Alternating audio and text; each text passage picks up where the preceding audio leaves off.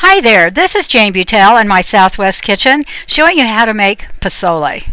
It's truly the blessed dish or the bowl of all blessings according to Southwestern legend. Here we see the ingredients. It's so simple to start with. All you need is posole, and posole is corn that has been preserved with lime, like ground limestone, lime and water, and then all we did is add water to it. So you take the dry posole, place it in a pot, a good sized pot, and place it over a medium-high flame to begin with and reduce it down. But all you're doing is adding water. That's a very key critical thing to remember. Don't add salt, don't add seasonings. So you just add water to generously cover it.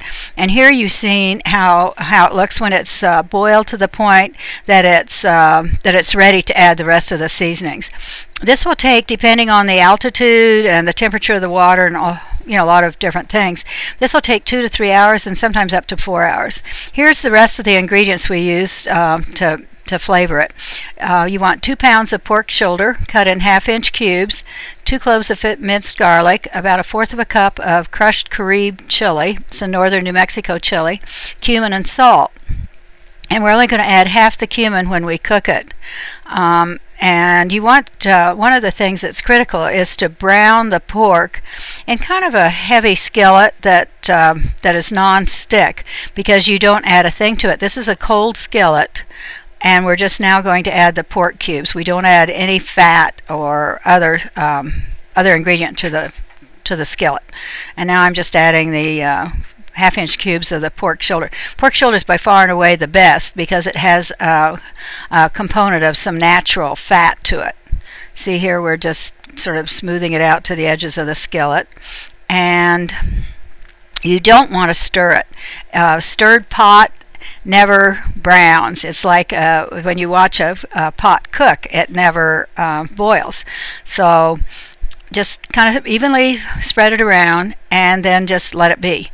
It's going to take a minimum of probably 5 minutes or so for it to get this brown. You want it to be pretty evenly browned, and this is good, just like this. So we're going to add this to the pot and then deglaze the pot.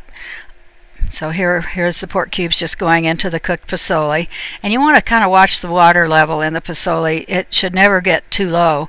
You want to be able to see some liquid. If it starts getting too low, it can start to scorch on the bottom. So now we're just going to add some water to our skillet to deglaze it and gather up all those wonderful, flavorful, crusty brownies. And to get them to come off quickly and easily, you're going to want to take a wooden spoon is the best, and just kind of you want to have it over medium heat. As it starts to as the brownies start to loosen and it starts to cook, you just want to try to raise them all up so you can transfer them with this liquid, which is just plain water, to the posole pot.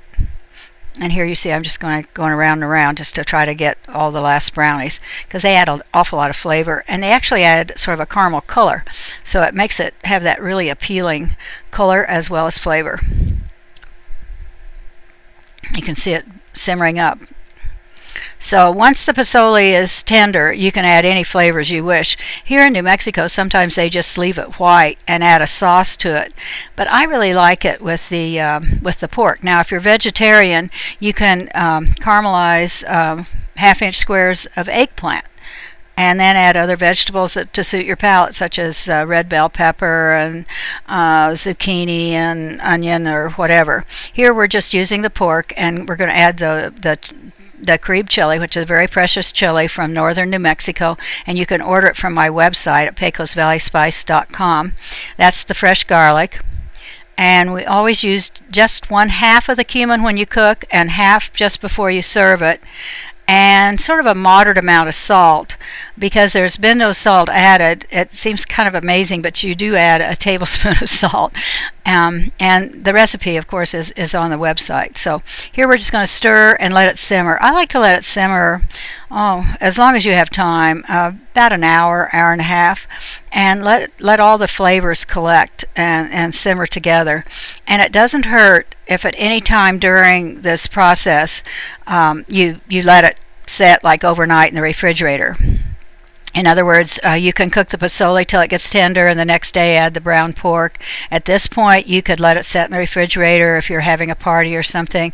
And this is a really special dish to serve at the holidays or for weddings or any kind of celebration. It's very, very traditional with the Native Americans and in Old Mexico as well. And actually going down and clear into South America.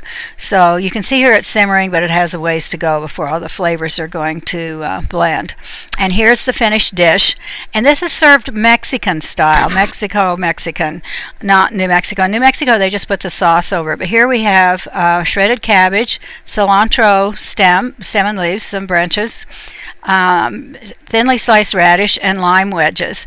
And here's to all your blessings. And for the full written recipe, go to my Southwest Kitchen blog at janebutelcooking.blogspot.com.